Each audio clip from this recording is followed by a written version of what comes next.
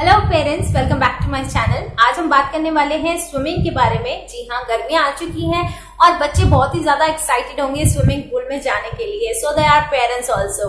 सो parents को मैं कुछ टिप देना चाहूंगी जिससे कि आप अपने बच्चे के पूल टाइम को बना सकते हैं बहुत ही ज्यादा इंजॉयबल एंड वरी फ्री। अगर आप भी टेंशन ले रहे हैं पूल में जाने के बाद क्या होगा, पूल में कितनी क्लोरीन होती है, फेस पे कितनी टैनिंग होगी, या कोई भी प्रॉब्लम है, तो उसका सोल्यूशन आप बिल्कुल अगर आपके पास है तो आप कमेंट बॉक्स में दे सकते हैं। अदरवाइज अगर मेरी वीडियो आपको हेल्पफुल लगती है तो बिल्कुल लाइक कीजिएगा, शेयर कीजिएगा और पेरेंट्स के साथ उनकी हेल्प कीजिएगा। So let's get started. So tip number 1, आप अपने बच्चे को जब पूल लेकर जा रहे हैं तो उसके आसपास ही रहिए, उसे छोड़ के मत जाइए। अगर आप थोड़ा दूर भी हैं तो नजर रखिए या फिर लाइफ गार्ड वहां पर होना चाहिए जब भी आपका बच्चा पूल में हो। सेकेंड टिप, अगर आप अपने बच्चे को पूल लेकर जा रहे हैं तो उससे पहले बहुत अच्छी वाली सनस्क्रीन लगाना बिल्कुल ना भूलिए। जी हाँ, SPF प्रोटेक्टर आपको अपने बच्चे की स्किन पर, बॉडी पर जरूर लगाना है। जैसे कि हम लोग जानते हैं पूल में कितना क्लोरीन होता है और वो स्किन को कितना ज्यादा डैमेज करता है, तो भूलिएगा नहीं।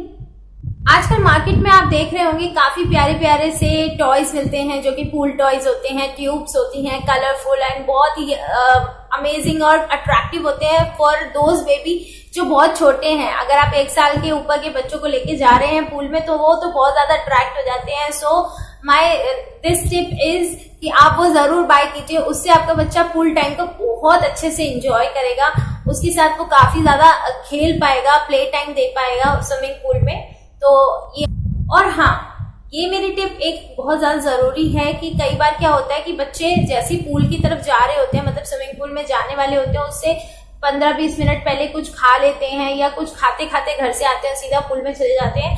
तो इसे थोड़ा अवॉइड करिए। अगर आपका बेबी प्लान मतलब टाइमिंग है कुछ पूल में जाने का तो उस टाइमिंग से 1 और 2 आवर्स बिफोर आप खाने को दीजिए जो भी देना है अपने बच्चों को, लेकिन 1-2 घंटे के बाद मत दीजिए। मतलब इंस्टेंट खाने देकर पूल में मत भेजिए, क्योंकि उससे कई बार होता है कि पानी में जाने के बाद चोकिंग हो जाती है और बच्चों को काफी ज्यादा प्रॉब्लम होती है। एंड यस, अगर आपका बेबी अभी डायपर पहनता है या पॉटी ट्रेन नहीं है और आप उसे पूल में लेकर जा रहे हैं तो बिल्कुल आप वो डायपर खरीदिए जो कि पूल के लिए ही बने हैं। पैम्पर्स के कुछ डायपर्स हैं जो कि मैं यूज करती हूँ पूल टाइम के लिए, तो अगर आपको चाहिए हो तो आप ऑनलाइन ऑर्डर कर सकते हैं, लिंक मैंने डिस्क्रिप्शन बॉक्स में दिया है। तो अच्छे डायपर्स लीजिए ताकि बेबी भी वरी फ्री होकर अच्छे से पूल टाइम एंजॉय कर सके। छोटे बेबी तो बहुत ज्यादा एंजॉय करते हैं पूल टाइम को, तो उनके पूल टाइम को और भी अच्छा बनाने के लिए आप भी उनके साथ एंजॉय करिए अच्छे से। मतलब जितना भी टाइम आप पूल में अपने बेबी के साथ रहें, अच्छे से प्ले करें, अच्छे से उसके साथ एंजॉय करें ताकि वो भी उस टाइमिंग को मेमोरेबल रख सके, अच्छे से एंजॉय कर सके और दोबारा आने की आपसे जिद करता रहे। तो पूरी समर अच्छे से पूल टाइम एंजॉय करिए with your baby with my helpful tips I can से।